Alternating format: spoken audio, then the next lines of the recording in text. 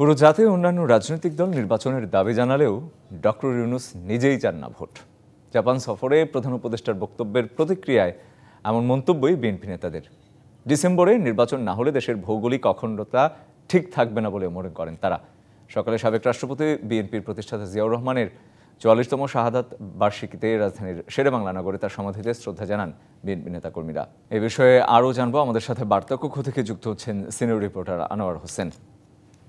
আনোয়ার, আপনার কাছে আমার শুরুতে প্রশ্ন থাকবে যে পাল্টাপাল্টি বক্তব্য দেখলাম কাল থেকে আজ পর্যন্ত বিএনপি প্রধান উপদেষ্টা এবং বিএনপি নেতারা বলছেন যে প্রধান উপদেষ্টা বিএনপিকে ইঙ্গিত করেই এই ধরনের বক্তব্য দিয়েছেন যে একটি দলই শুধু নির্বাচন চায়।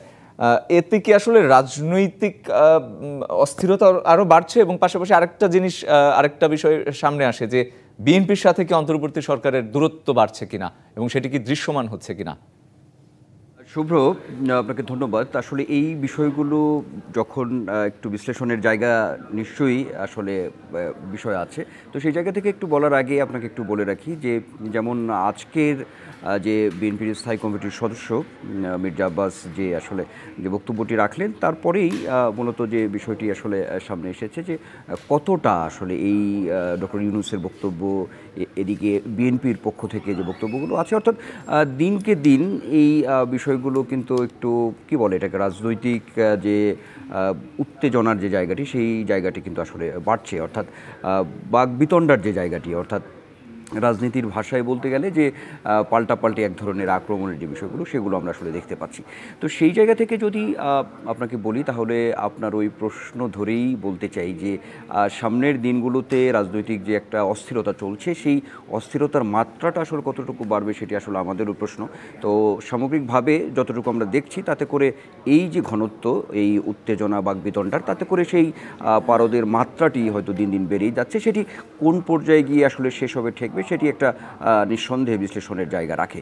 তো সেই জায়গা থেকে আরেকটু যদি পিছন ফিরে একটু বলি, সেই বলতে হয় যে গত বুধবারেই একটি তারুণ্যের সমাবেশ হয়ে গেল বিএনপির ৩ সহযোগী সংগঠনের। Hire Google TV, endless color, smart living.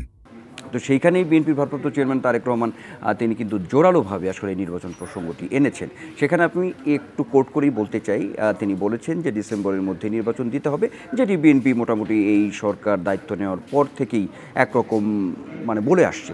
তো এবং সেই সঙ্গে তারেক রহমান ওই দিন যে কথাটি বলেছেন, পাশাপাশি যে নির্বাচন ডিসেম্বরেই হবে এবং ডিসেম্বরে হবে এই কথাটি বলার সঙ্গে তিনি যে তরুণ সমাজ আছে তাদেরকে কিন্তু এক ধরনের প্রস্তুতি নেওয়ার আহ্বানও তিনি জানিয়েছেন।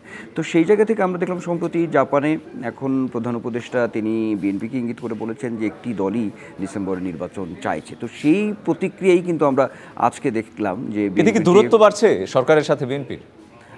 দূরত্ব তো নিঃসন্দেহে বাড়ছে, সেটি তো আমরা আসলে বলতেই পারি।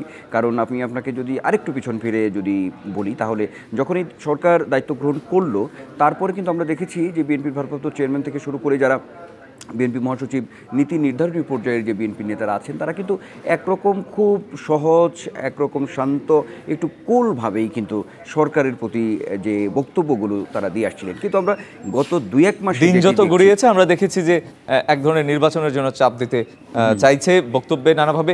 সেই ক্ষেত্রে ডিসেম্বরের মধ্যে নির্বাচনের জন্য আপনি বিএনপি নেতাদের সাথে কথাবার্তা বলেছেন, বিএনপি নেতাদের দেখেছেন, ফলো করেছে, তারা কি বড় কোনো আন্দোলনের পরিকল্পনা করছে কিনা সেই ব্যাপারে কোনো ইঙ্গিত বা আভাস? হ্যাঁ শুভ্র, সেটি আছে। সেটি যেমন আমি যদি আপনাকে আজকের কথাই বলি, মির্জা আব্বাস, আমরা সংবাদেও কিন্তু আপনি নিজেই পড়ছিলেন যে আমরা বলছিলাম যে সেখানে কিন্তু এই যদি যথাসময়ে অর্থাৎ ডিসেম্বরের মধ্যে নির্বাচনটি যদি না হয়, তাহলে মির্জা আব্বাসই কিন্তু আসলে বলছিলেন যে একরকম বিশৃঙ্খল একটা পরিস্থিতি, ভৌগোলিক একটা অখণ্ডতার যে হতে পারে, এই যে একটু মোটা দাগে একটু বড় করে যে কথাবার্তাগুলো বলা, সেটি তো আমরা দেখতে পাচ্ছি। আর সেই সঙ্গে যারা নেতারা আছেন তারা তো সবসময় বলছেন যে আসলে আমরা আর কতদিন ধৈর্য ধরবো, সরকার আমরা বলছি ডিসেম্বর বা একটি রোড ম্যাপের কথা, সেটি যেহেতু সরকার ঠিক ওইভাবে গুরুত্ব দিচ্ছে না, তো শেষ পর্যন্ত তারা আসলে এই নির্বাচন আদায়িত একটি বড় ধরনের আন্দোলনে যাবে এমন ইঙ্গিত কথাবার্তা তো তারা আসলে বলছেনি। সেটি হয়তো আমরা একটু সময় বা সময়ের অপেক্ষায় আমরা দেখবো, নিশ্চয়ই দেখবো। আনোয়ার, আপনাকে ধন্যবাদ।